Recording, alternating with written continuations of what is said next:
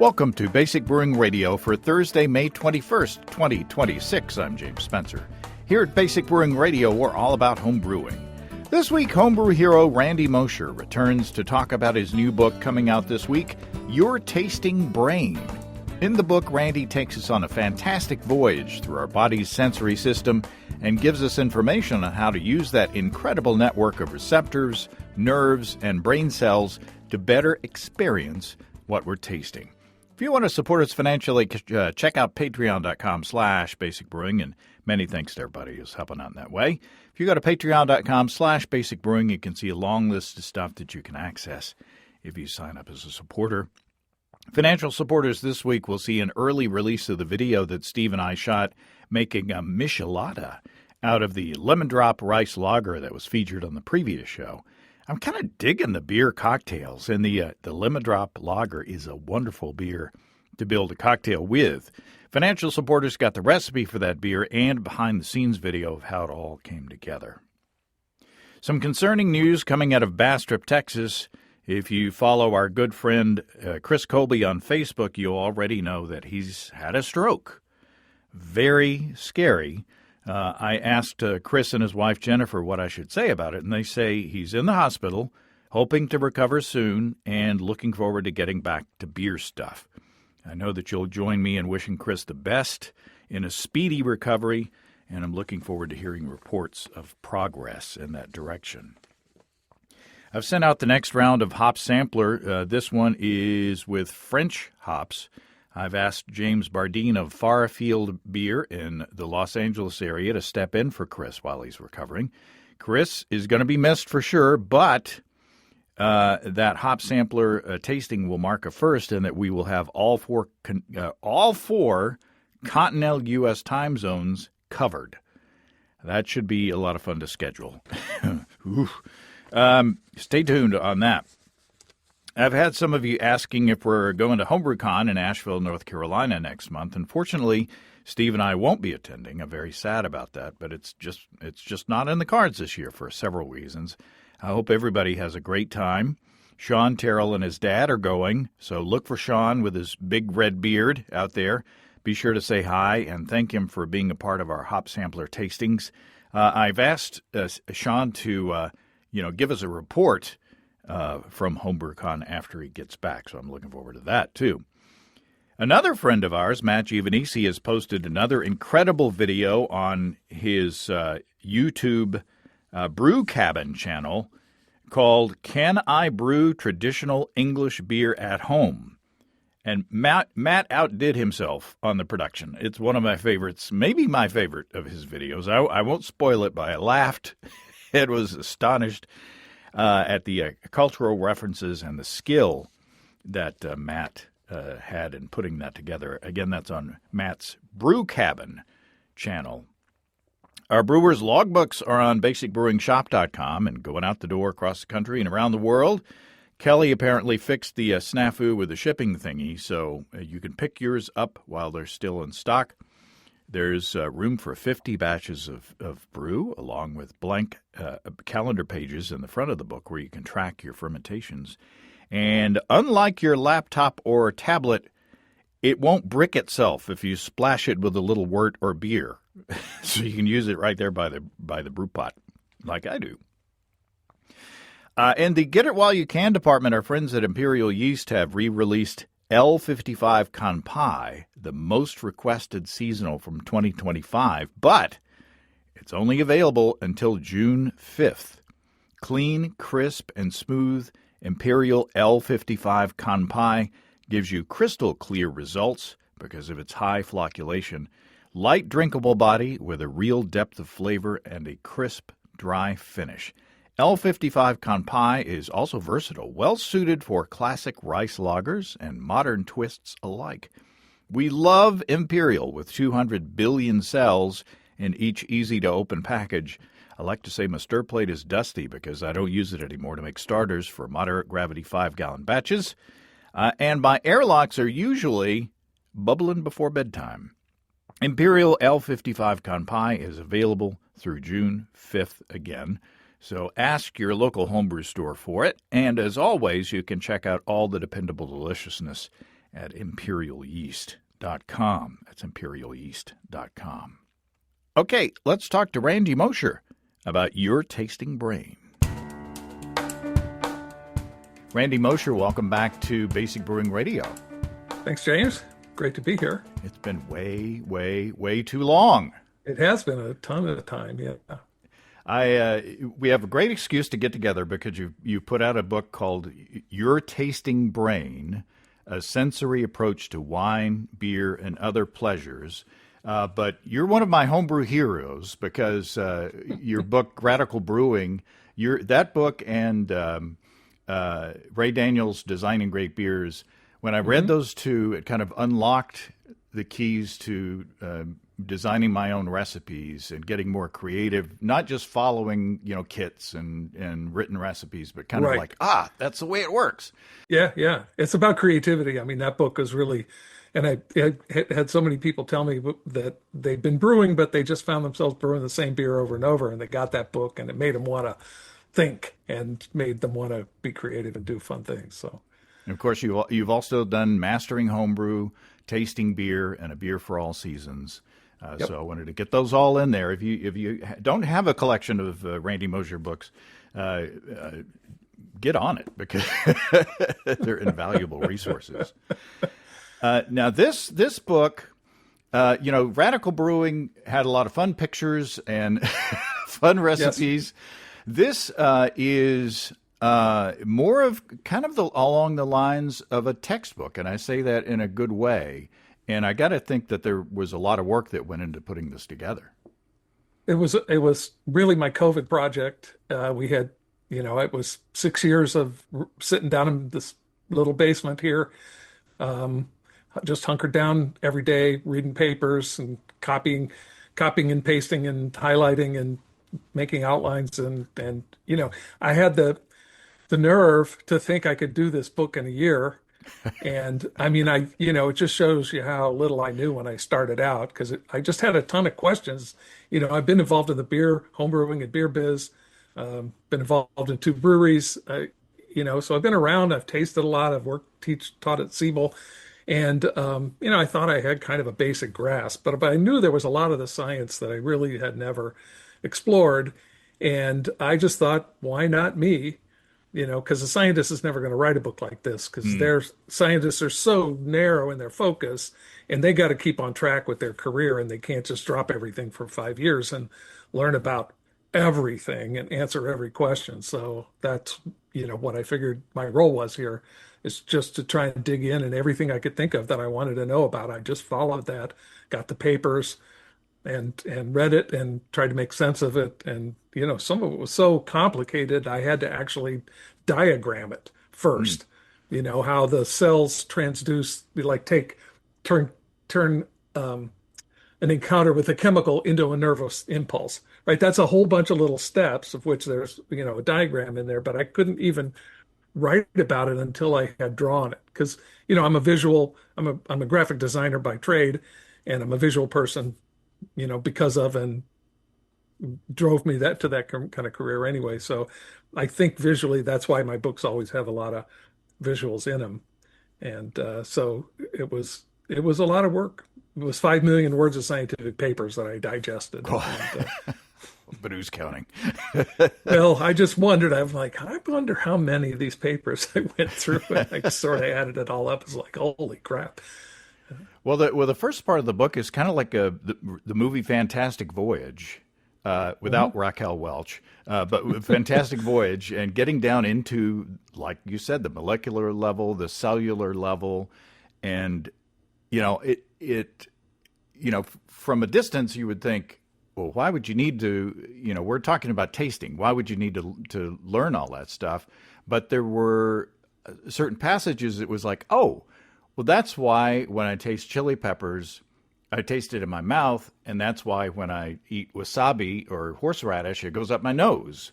So there are different receptors in different places and different molecules and different pathways into the brain, and then once it gets into the brain, different pathways around the brain. So it really makes a lot more sense.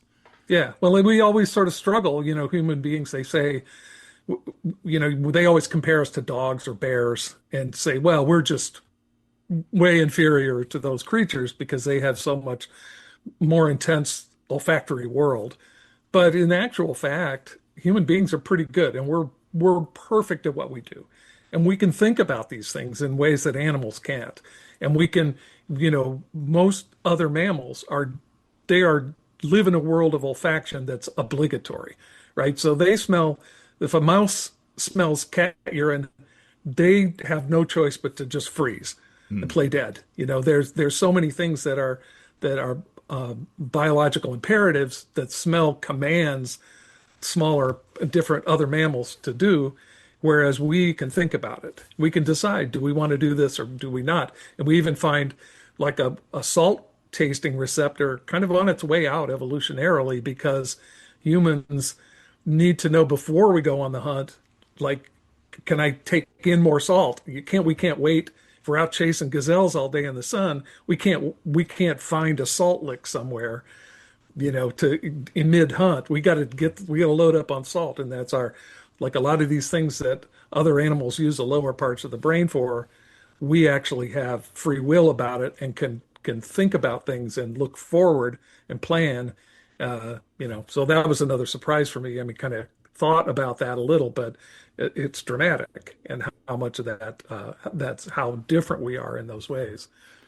So there's some sort of vestigial elements of our senses that are wired for survival. Hmm. But as we get less dependent on all of those things for actual survival, how has that changed? I mean, how do we use those senses in a different way than, say, a mouse freezing because of the cat urine? Well, there are a couple of ways. One is we just don't have the mechanism for it anymore. Now, pheromones.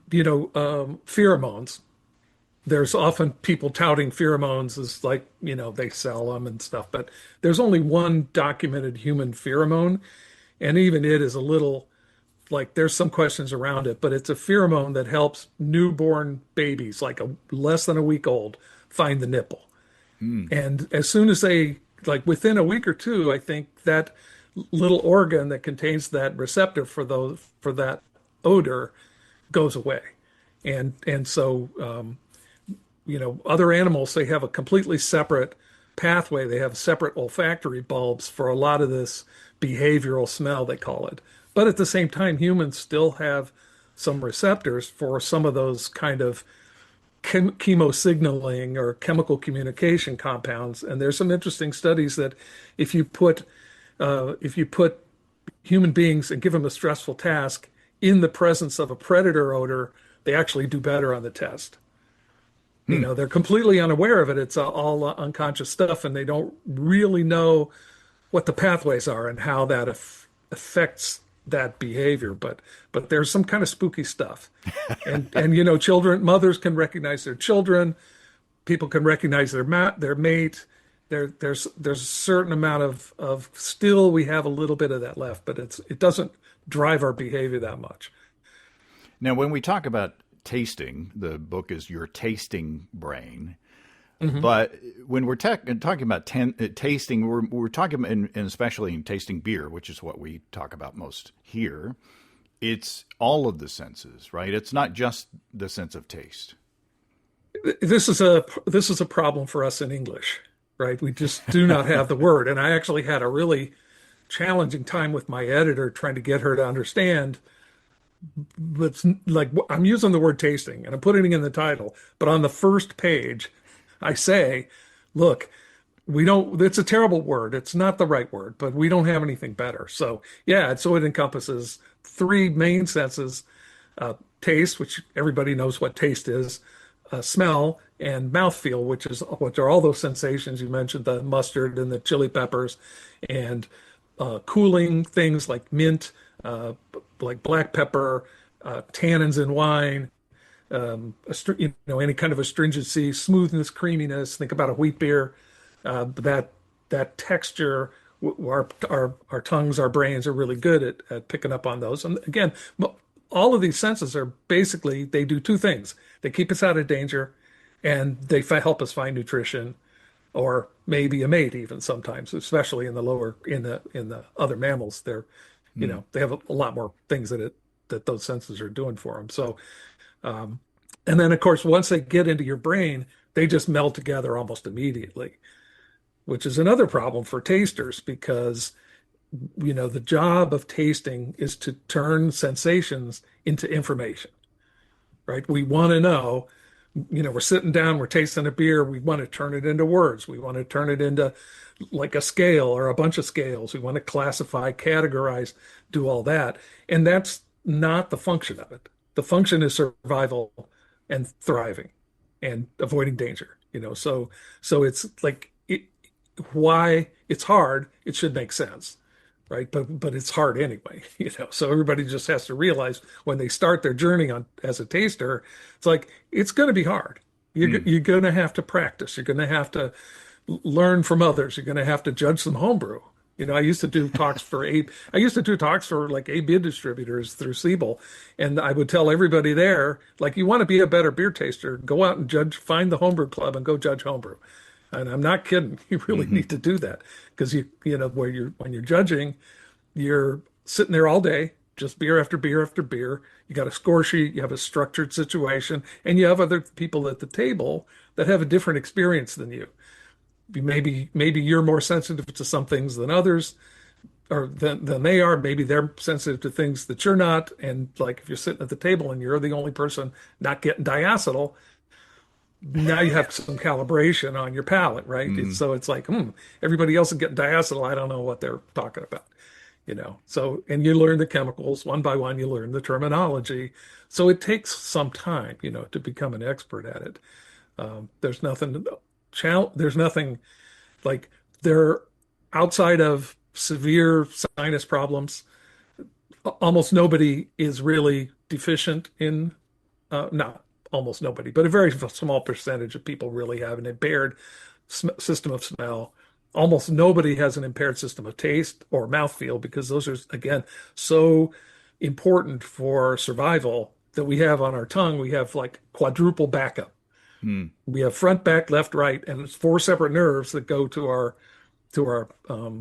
brainstem.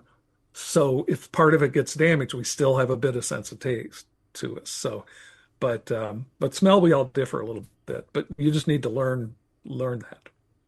Now, one quote along those lines from the book: over time, the more of a thing we smell, the more receptors we acquire to smell it.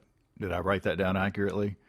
You did, you got that exactly right. So that where if you and so those olfactory receptors, they're just the tiniest, teeniest little threads of cells that are studded with the little actual receptors on them, and they're embedded in a layer of mucus on the inside of our nose, on the upper part of our nose, and they're one of the only parts of the nervous system that's actually exposed to the environment. As a consequence, they grow back about every 2, 3 weeks. Ah. And so though they're constantly kind of coming up from underneath and pushing the dead ones out, and you're renewing all the time. But we have this amazing ability to fine tune our set of receptors to whatever the environment we're living in. So if you were to move from the city out to the country, within a couple of weeks or so, you'd have somewhat different set of receptors. And I just read a paper today where they were talking about mice, and they they when they get pregnant, they develop an extra amount of receptors that are sensitive to the smell of pups. Ah. Which totally makes sense. So these systems are super adaptable, and they change all the time. They change over life, but it really is kind of miraculous how well it works, how complicated these systems are, how long they've been around. It really brought me a lot of awe when I was doing the research for this. It's interesting in its own right, even if you never care to taste beer or wine. Mm-hmm. When my wife got pregnant, she developed apparently receptors that were super sensitive to the smell of boiling wort because I couldn't brew inside the house anymore. Yeah. Well, those chemicals in those Maillard chemicals that are the subject, from caramelization and Maillard browning, other mammals can't even smell those. Huh. They were doing a study with rats and just having them smell a whole bunch of different kinds of chemicals, and the lab techs were complaining bitterly about how nasty and stinky those, that smell of Bailey's Mm. that they make they put it in candles and stuff like that. And sometimes you go into a shop and there's this like sickening, wordy kind of like, oh man, it's a streccharaldehyde that happens early in the Maillard process, and other mammals just simply cannot smell that at all.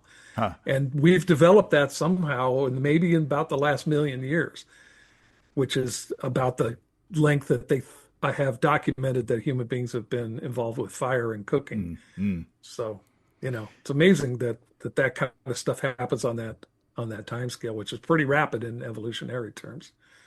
Now, the sense of smell, it is, they say it's more conducive to bringing back memory or being tied to memory. Hmm. Like Yeah. when years ago I walked into someone's house and she was an older lady and I said, "Oh, poke salad." Because she was cooking poke salad on the stove. And she said, she was amazed that I knew about poke salad in the first place. Hmm. But then I didn't even walk near the kitchen. I just knew it immediately. And it took me back to my grandmother's house. Yeah, yeah. But on the other hand, at the same time, both in smell and taste, we do a lot of tasting on this show. Hmm. We can be searching forever to put words to what we're tasting. Yes. And we mostly rely on vintage candy, unfortunately, but Yeah. to pull those No, out. but whatever, Dances Robinson, the famous wine writer, she says, if a wine reminds you of fresh tennis balls, just go with that. So we're like, whatever the memory is, they're never wrong. And sometimes it seems peculiar, but if you kind of parse it out and think about it, they always do make sense eventually. Now, if we're smelling something, we're tasting something, and somebody says pixie sticks, or not only pixie sticks but grape pixie sticks, and then everybody else says, "Aha, yes." Yes, yes. Are we? Is that a good thing or a bad thing? Are we actually identifying the thing for everybody else, or are we influencing everybody else to think that they're smelling or tasting the same thing? Probably a little bit of both.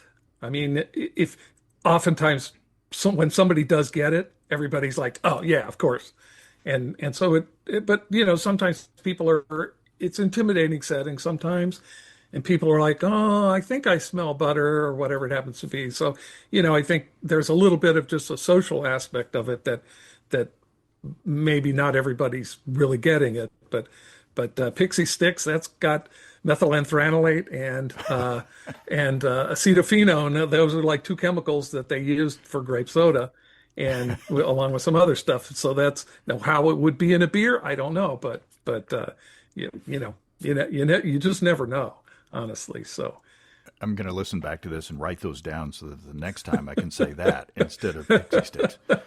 no, Pixie Sticks is good. I mean, and that's part of again, whatever your own vocabulary is, that's great. But to be professional, if you want to deal with other people in the beer world or the wine world, you need to use the language that everybody else uses. So you have to do a little bit of translating. That's part of the process of training and learning, is to develop that vocabulary. Plus, the guys that I'm tasting with are almost around 20 years younger than me, and they don't remember Necco wafers. And Well, that's right. Exactly. There's all these different references, I mean, it's like, it's not banana peanuts anymore, circus peanuts, it's banana rumps. And probably something newer for the newer generation. Because and so it's like, it's always changing. It's all the same damn chemical. But you talked about smell and memory. Smells are unique among our senses because it bypasses the thalamus. So every other sense goes through the thalamus. They think it might actually be the seat of consciousness, but it does a lot of different things. And it has an up, a down, a left, and a right, and a back and a front. So it's organized in a real geometric way. And a lot of the stuff that we do, involving locating ourselves, involving planning to do actions, muscle memory for piano playing or anything else, that's all like your thalamus does the calculations on that. And the thing about smell is it doesn't have the precision in time or space to be useful to the thalamus, right? The thalamus just like, I can't do anything with this information because, like, think about a smell. An odor in the environment looks like a cigarette smoke curl. It's constantly changing. It's a plume. It's just like wafting in the breeze. So it's diffuse. It's really like not anywhere. It's no place specific. So that means it's going right in, like it just squirts this dense information into your emotional brain, into the amygdala, the hippocampus, which is your memory manager, kind of like a hard drive index. It operates like that and stores memory all over your brain. And so when you smell something, that hippocampus just like, that's it. I'm pulling all the pieces together, and the memory of a smell, even if you don't, even if you just recall a memory, it actually puts your brain, when you look at the activity of the brain, it puts the brain into the same state that it was when it smelled the original smell. Ah, wow. So you're back at Yeah. grandma's house. You're back at grandma's house. And I always tell people, like, when you get those, stay there. Figure out what is grandma cooking? Does she have some special candy? Is it that old lady perfume she wears? Like, what is this at the musty house? There's a lot of stuff at grandma's house. So you want to kind of like just think about that. And again, I call it the inner taster. It's never wrong. Sometimes may be confusing and like you got to really think about it, but it's never wrong. I want to, if you want to, we didn't talk about this beforehand. I meant to, but in chapter 12, there's a section called biases in tasting. And I thought that to give us, we've talked about the kind of scientific, mechanics of how all this stuff works. But, Sure, yeah. in the second part of the book, you talk more about, the different things that we're tasting from different products, the strategies and how to taste them better.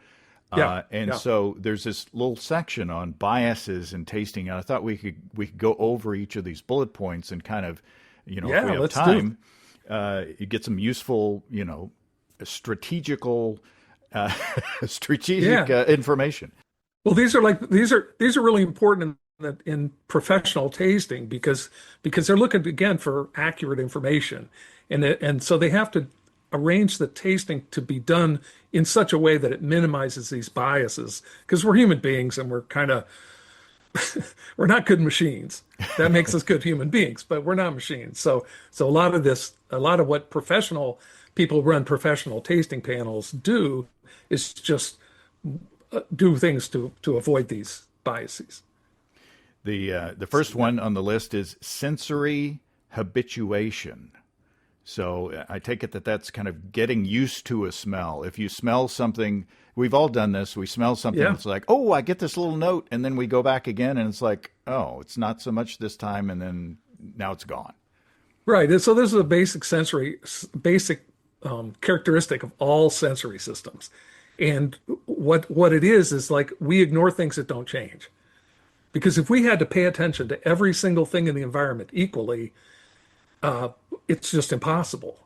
And if you think about looking out at a peaceful country field and there's sort of nothing much going on, and a half a mile away, a bird flies across, right? Your eye is on that right now because that's the thing that's moving. And it's the same with smell. And so when you smell something, your receptors, it's not really even a receptor issue. Your brain just like says, okay, check, I got that, moves on to the next thing. And that can happen in half a second. That can happen in 2 weeks, and so like a lot of the air fresheners have a big problem with the flavors wearing out, right? But the flavors don't wear out. We just get used to them, which is why they make air fresheners that switch back and forth from one to the other, to the other, to the other. And it, like people think, well, now I can smell it all the time because it's changing, again, you just, and there's a thing that they do in the wine business, and it seems logical enough, but I haven't found science on it. And they call it the long smell. So normally you smell, it's like little sniffs. You don't do that. And because if you sniff too long, whatever you're trying to smell, you just habituate to it right now. But the wine people say, well, if you do a do a little sniff and you get what you can get on that first sniff, and then if you go back in again and you sniff really deeply, allow yourself to habituate to that first thing, then other things will sort of pop to the fore. You know, I don't know how, like, that's just something they do that, again, I haven't found science on, but it seems logical enough. And that is a practice in wine. But Well, this is a little side note, but I've found that as I've gotten older, it's more difficult for me to smell stuff. I like to say I don't smell as good as I used to. So, but so I imagine aging is a part of it as well. it is, but I mean, in my experience, you can keep up pretty well by learning, by getting better, get better at the process of it, the technique, the understanding of what's going to happen, and being able to really focus and pay attention to know what to expect, to learn the professional vocabulary. So, younger people do have a little bit more sensitivity, and it definitely starts falling off. I think around age 60 is kind of when it starts to fall out. I'm 73 right now. And I still feel like I can smell pretty good. And I go to I help judge the Cicerone exams, and I'm doing the panels with everybody else. And I'm like I'm not the old guy that's out of touch. So I'm hanging in there. But yeah, and by like 80 or so, it really starts to fall off a little bit. And your mucus dries up, and there's all kind of other stuff too going on. And pharmaceuticals, I have a whole chapter on how we differ from each other and how we differ from ourselves depending on our physiological state. And certain pharmaceuticals can interfere with smell and taste also. Okay. And so there's a list of those in there. But there's just a lot of factors. But generally, you can keep up. And but again, it's just like you learn to get better at it, and then at some point, I guess, it's going to be over, but hopefully not too soon. Positional bias or errors. So it's essentially, in a nutshell, the order of tasting. Yeah. Yeah. The first one is kind of a throwaway.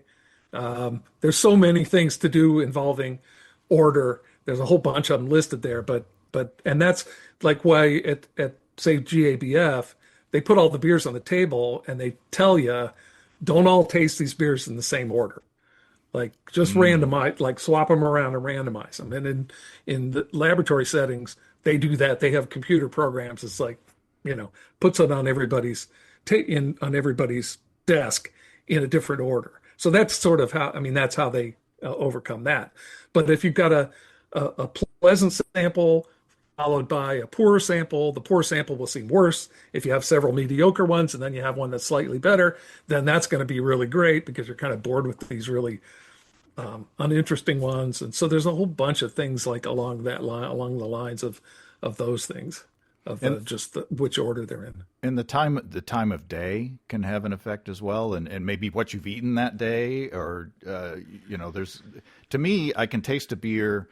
Like, especially first thing in the morning, I taste a beer out of the keg and it's like, ooh, and I have a certain reaction to it. I'm tasting certain things. And then at the end of the day, it's like, oh, well, I shouldn't have worried about those things. I can't taste them now. So, well, the science says that we should be sharpest in the late afternoon for whatever reason. I always thought had been taught that it was like 10 in the morning, and a lot of the panels that they do at breweries and other kinds of places, they do them in the morning because they think people are sharper.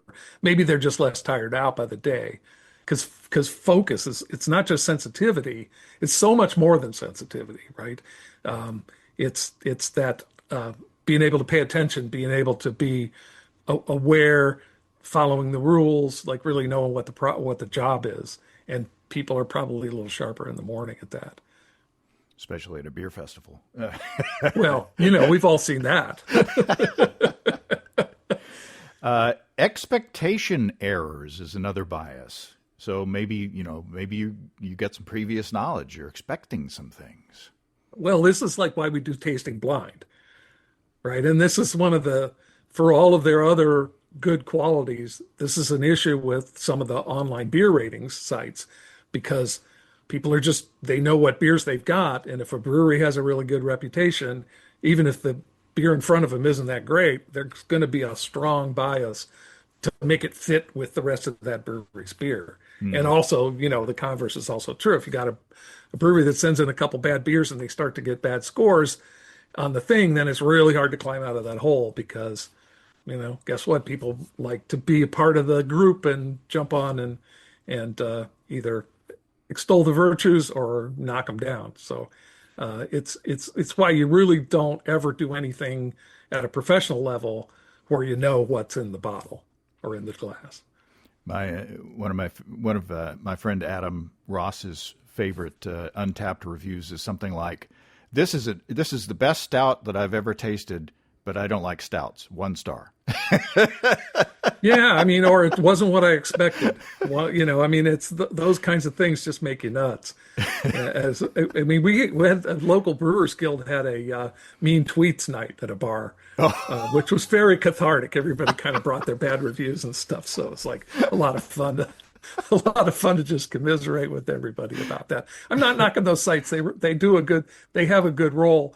I wish there was a way that they could be a little like avoid that kind of bias and the other thing that I talk about in the book too is lack of people. There's a thing called the Kruger-Dunning curve, and it basically says that people who have less experience tend to overrate their own competence, and people who have a lot of experience tend to underrate it. So you have you have the least experienced people with the most amount of confidence, and so sometimes the language on those is pretty brash, given how little experience some people have. So that's I mean again, it's social media. It's everybody like everybody come on and do this, but it's not as valid and useful as it could be if there was a way to make it a little more a little less biased. I think the longer I do this, the more I think that I've got more to learn. So maybe that's part of it. That's it exactly, right? Because you go, when you start out, you think, well, I kind of got a handle on this, and then you start doing it. It's like, holy crap, there's so much more. And then you really dig in and start reading and trying to get to a higher level. It's like, oh man, or then you sit next to a guy from AB at a judging competition. You think, whoa, I thought I was good, but man, this guy's just like getting those chemicals, bam, bam, bam, bam, bam. And like, it's intimidating, but that's like, that's the process you go through to get better. Everybody needs to be a little humble every now and then, I think. I think so. Yeah. Cross model or modal or multi-sensory interactions. That is a real spooky area. There's a guy named Charles Spence that anybody can get on Google Scholar and just look up Charles Spence. He's an English guy, I think Oxford, but he's done all these interesting experiments and worked with chefs and worked with airlines and things, and there are it's been demonstrated that even the color and shape of a plate will influence the sweetness of the dish that's put on it. And that's just like completely crazy and completely spooky, but it appears to be a real thing, and it's part of this thing that they call booba and kiki. And these are nonsense words that are just made up. But booba is just like it sounds. It's round, it's soft, it's white, it's gentle, it's harmonious, it's sweet. And kiki is like it sounds, sharp, angular, bitter, irritating, acidic. And this is an axis inside our brain. Some part of our brain has like booba at one end and kiki at the other end, and we tend to sort stuff out on that axis. And a white plate is very booba, and you put the cheesecake on it, and as opposed to a black plate, which is very kiki and sweet, is booba. So the white booba plate enhances the sweet booba, the booba sweet character. I mean, it's just like bonkers. This shouldn't be that way, but there you go. I mean, it appears to be a real thing, and the people in the restaurant business really pay attention to that kind of stuff. I worked at a food company for 12 years, and they had when I first got there, it was the tasting panel that you could show up or you could sign up for, but they changed it to sensory, and they built a little room where they could control the flow of air, so they could have positive air pressure, so that you're not getting outside smells in. They could control the light temperature. They could obviously the temperature of the air, the everything. All that stuff. Yeah.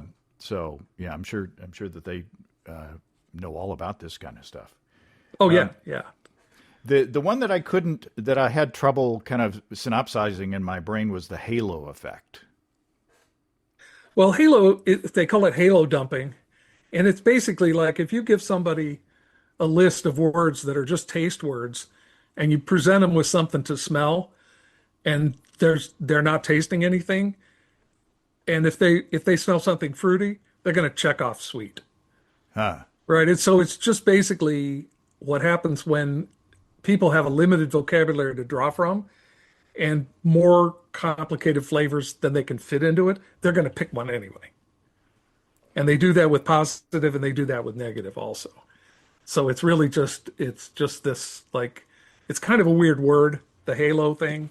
It doesn't, like, I don't really quite understand why it's that word, but yeah, I understand. It took me a while to like, wrap my head around it. It's like, oh, it's just people that don't have the right words. They use the wrong words. Because they want to use words. They want to try and use words. So that's why you need to practice. Practice with others and like learn the vocabulary.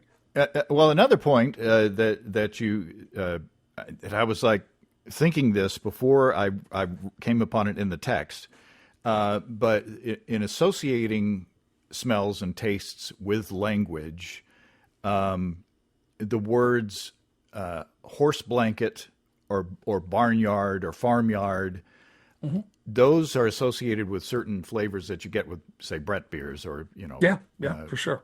But you can, if you taste enough of those beers and associate those flavors with those words, you could have never been to a farm. You don't know what a real horse blanket tastes or smells like. You don't know what, hay on the farm smells like really. But since you've got that word associated with those senses in that beer, that's what your brain locks into. Yeah, absolutely. Yeah, I mean, it's just like, it's kind of a term that people that have horses know, but I don't have horses. I'm not around horses. I don't know what horse blanket smells like, but I know enough about beer and wine to know when I get that, that barny kind of aroma, it's like, oh, there's some Brett going on in there. Of course, this is an easy one. Sample conditions, especially temperature. Things taste different at different temperatures. They taste, completely different. Often they taste different in different glasses. They taste different, and beer is so fragile. I know that Lauren at New Belgium back in the day, she had her taste panels trained to recognize fat tire that was canned that day versus fat tire that was canned the week before. Wow. Right. It's so fragile. And yet you've got people trading beer all over the world, and God knows how old it is, and they're on their rating. They're rating it, but it's like you don't know where it's been, you don't know what kind of shape it's in. And I think if people knew how important freshness is, they would always buy their beer directly from a brewery. Because they're not going to sell you bad beer. They're not going to sell you old beer. I remember when New Belgium, always get New Belgium and New Glarus mixed up. When New Belgium first came to Arkansas and Fat Tire was available, we tasted it and said, "Oh, this is really interesting. This is good." But it always had kind of an earthy or dirty, like some kind of dirt, one flavor. And but we went to the brewery. We've been to a couple times, but drinking it straight off the tap at the brewery, oh my God, there's nothing like beer. That. Yeah. Oh my God. There's nothing like that. Completely different beer. Yeah. This is another easy one: olfactory backgrounds. I mean, if you're sitting in a barnyard tasting beer, it's going to be a problem. Well, it might and it might not be. We had an experience. We were working on a strawberry beer, and we went to a flavor house, and they sat because they had prepared some samples for us, and we sat in their little conference room. We could see through the window at the thousands of bottles of chemicals that they were, natural flavor chemicals that they were using to produce this flavor. And it had this most incredible stink to it. They call it olfactory white noise. If you Oh, mix together like 20 really different flavor compounds, no matter what they are, at about equal intensity, they create this thing called olfactory white noise. And it's always the same, no matter what 20 chemicals you do. It's just like it's kind of almost like an overloading of your sensory system and presenting all these like unrelated smells that don't make any sense. And your brain just like, okay, we're just going to call that white noise. But we asked if we could take it home. And they're like, well, I don't know, we don't really like to do that, but it's like we can't smell anything other than that in here. And they're like, we don't smell it because we're here every day. It's like part of their lives. It's on their clothes. It's like, you know, but that's so really that's that habituation thing. And for the most part, a little of this or a little of that is not going to be a problem. But you don't want to be sitting at a tasting where the French fryer is going in the mm, background or people are wearing too much perfume. The GABF brings in odorless soap into the hotel where they hold the competition because they don't want people washing their hands with scented stuff and then lifting those cups to their nose. I did that with a pencil one time. I was like, at the homebrew thing, I had a little pencil in my hand. I kept picking it up. It's like, it smells like cedar. It's like, took the pencil out. It's like, okay, there's that problem solved. or markers on the side of the cups. Sharpie marker on Yeah, the side of the yeah, cup. yes, exactly. You can smell that every time. Yep. This is an interesting one for me. Context biases, and especially talking about group dynamics. Again, we were talking earlier Hmm. about our tasting together. I Yeah. once watched. Worked on the website for Tyson Foods, Hmm. and we went up to Chicago to attended some focus groups on this new recipe site redesign, Hmm. and the group dynamics around those tables. This one woman said, she took the lead. She was like, it was like 12 Angry Men, only she or whatever. Oh But yeah. she took I've been in those back rooms. I worked in advertising for quite a few years and new product development actually for Tyson, among others. But oh, we there you sat go. in those focus groups and watched people just like Yeah, it was crazy. she was saying stuff like, I don't want on the recipes. I don't want to see exotic ingredients like cumin. I was like, I use cumin all the time. But she kind of took over the opinion making of that session. And imagine in a tasting setting, you could sort of envision, a place where people could be sort of bullied into thinking certain things about what they're tasting. I've seen it happen in homebrewing, because you've got some, master judge or something, and when you've got some experience, you should be very cautious about overplaying your hand and not letting everybody contribute. You don't want to be the first one out every time about, oh, I got this, I get this, I get this. You don't want to be going, ugh. You don't want to be like, you don't want to make facial expressions. You don't want to grunt. You don't want to sigh. You want to just be like deadpan and, you know, have a nice smile on your face and let people say what they're going to say. And then at some point you can, be part of the group, but you don't, it's very dangerous to dominate that. It's not helpful for anybody. And if you've got that attitude, it's going to be harder for you to learn stuff too. So Exactly. be humble and because you've always got stuff to learn. My my most interesting descriptor I came up with in my head for a beer was animal shelter, because because Yeah. I got fecal and I got chemical, and it was like Oh, yeah, that's bad. I Oh remember man. that I've heard that before, smelled that before. Yeah, that's not good. That's not good.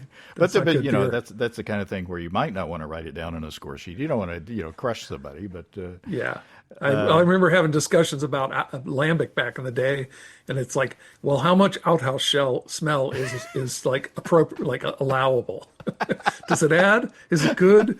The French always say that, like, but even some of the flavorists, like with perfume, you can make a nice perfume with all sort of flowers and all that kind of stuff. But if you add like body stink to it or something that's just kind of grungy and low and greasy, it like brings everything alive. So it's like those weird off, like things we would think of as off flavors can have real useful applications to add a lot of depth and add realism and all that kind of stuff. So, Well, we've just scratched the surface, and I mean it's a fascinating read, both on the extremely I'm a kid who watched PBS growing up, so I love all the science stuff. Yeah.